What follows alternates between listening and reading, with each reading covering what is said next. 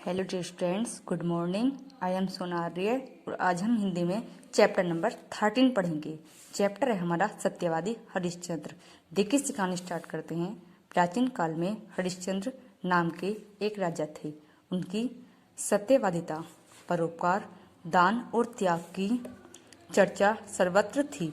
वे अपनी प्रजा की सुख सुविधाओं का पूरा ख्याल रखते थे, अतः उनके राज्य में सुख शांति का माहौल था। उनकी पत्नी का नाम तारामती और पुत्र का नाम रोहिताश्व था।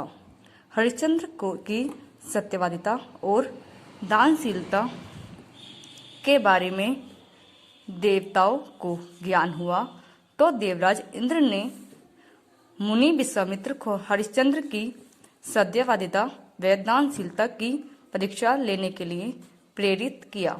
वे राजा हरिश्चंद्र के स्वप्न में एक साधारण ब्राह्मण के रूप में प्रकट हुए और दान में उनका संपूर्ण राज्य मांग लिया।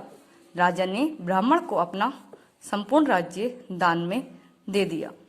अगले दिन मुनि विश्वामित्र राजा के दरबार में उपस्थित हुए। उन्होंने भरे दरबार में राजा को स्वप्न में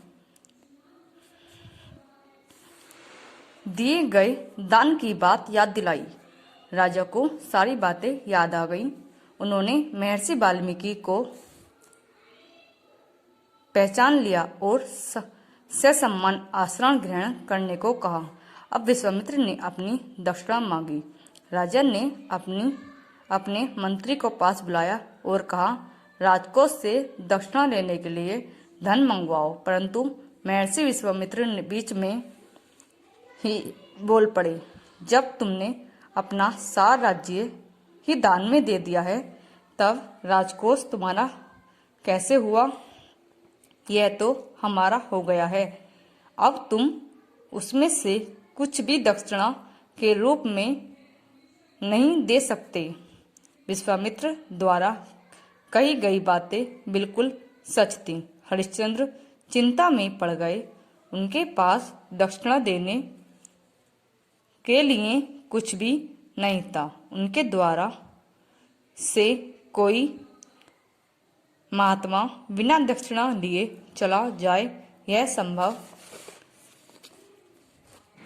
नहीं था। हरिश्चंद्र ने स्वयं को बेचने का निर्णय लिया। राजा को शमशान घाट के स्वामी कालू नामक डोम ने खरीद लिया। रानी तारामती तथा बेटे रोहिताश्व को एक ब्राह्मण ने खरीदा।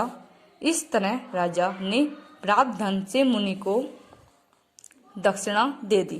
राजा अपनी रानी और पुत्र से अलग हो गए। रानी तारामती एक साधारण नौकरानी बनकर ब्राह्मण के घर बर्तन मांजने और चौका लगाने का काम करने लगी।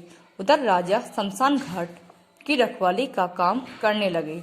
जो लोग शमशान घाट पर स्वयं जलाने आते थे, वे उनसे कर वसूल करते थे।